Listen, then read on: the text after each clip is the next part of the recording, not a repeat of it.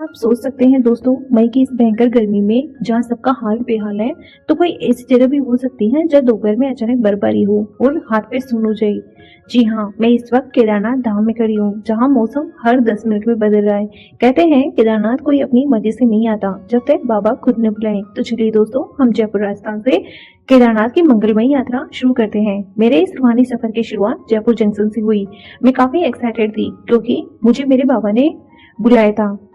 धड़कते दिल और बाबा के दर्शन की आस लिए मैंने रात की ऋषिकेश एक्सप्रेस पकड़ी। ट्रेन की खिड़की से पीछे छूटते शहरों और ठंडी हवा के झोंकों के साथ मेरी कब आंख लग गई पता नहीं चला।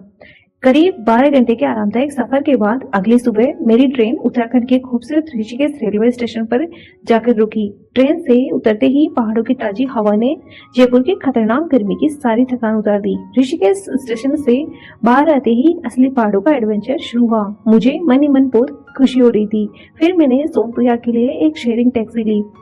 पहाड़ों के सकरे और घुमावदार रास्तों पर चलती गाड़ी का आनंद ही अलग था। चलते चलते जब रास्ते में देवप्रयाग आया, जहाँ अलकनंदा और भागीरथी नदियां मिलकर गंगा बनाती हैं, तो ये नजारा देखकर तो मैं दंग रह गई। रुद्रप्रयाग और गुप्त काशी होते हुए करीब 8-9 घंटे के पहाड़ी सफर के बाद शाम को मेरी टैक्सी ने मुझे सोनप्रयाग उतार दिया।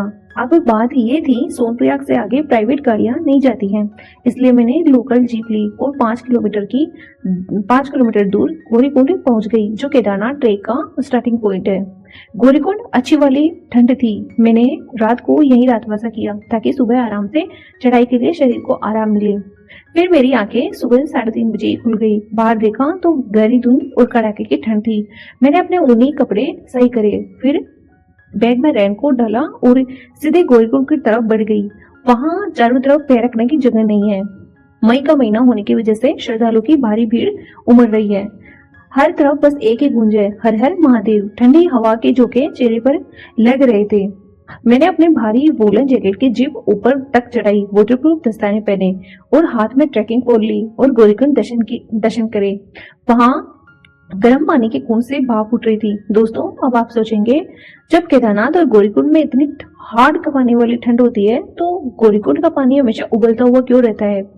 तो कहते हैं इसके पीछे वैज्ञानिक और धार्मिक कारण है। विज्ञान कहता है गौरीकुंड एक हॉट स्प्रिंग यानी प्राकृतिक गर्म पानी का कुंड है।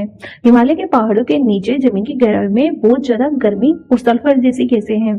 जब जमीन के नीचे का पानी इन गर्म चट्टानों और सल्फर के संपर्क में आता है तो वह उबलने लगती है और प्रेशर के कारण धरती की दरारों से बाहर निकल आती है। यही वजह है, बाहर चाहे -डिग्री तापमान हो, इस कुंड का पानी हमेशा खोलता हुआ रहता है। और आध्यात्मिक कारण तो पौराणिक मान्यता के अनुसार यह पवित्र स्थान है जहाँ माता पार्वती की तपस्या भूमि है। भगवान शिव जी को पति के रूप में पाने के लिए माता पार्वती ने यहाँ हजारों सालों तक बहुत कठिन तपस्या की थी। माना जाता है उनकी उसी कठिन तपस्या के तेज और ऊर्जा के कारण इस कुंड का पानी हमेशा के लिए गर्म हो गया।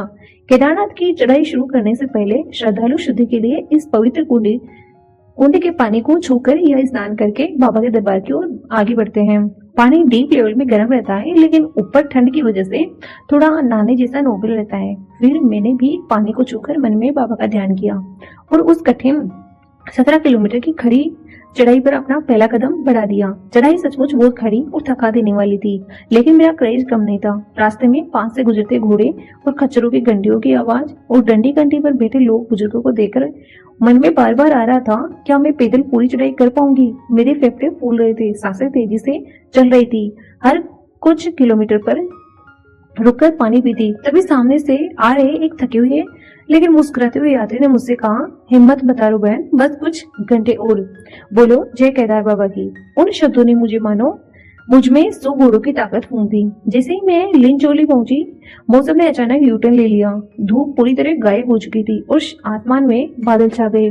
बर्फीली हवाएं चलने लगी और तापमान गिरकर करीब 4 डिग्री सेल्सियस पर आ गया। चढ़ाई बहुत कठिन थी, पैर थक चुके थे, लेकिन दिल में केदारनाथ पहुंचने की जिद थी। रास्ते में मिल रही यात्रियों का उत्साह देखकर थकान गायब हो जाती। हर कोई एक दूसरे की मदद कर रहा था। प्रकृति का नजारा इतना खूबसूरत था जो बयान नहीं कर सकती। चारों तरफ बर्फ से ढकी चोटियां दिखने लगी। मैंने बैग से अपना रेनकोट निकालकर पहना। एक छोटी पहाड़ी पर दुकान पर गर्मा गर्म मैगी खाई और बाबा के दर्शन के आस में फिर से आगे बढ़ गई।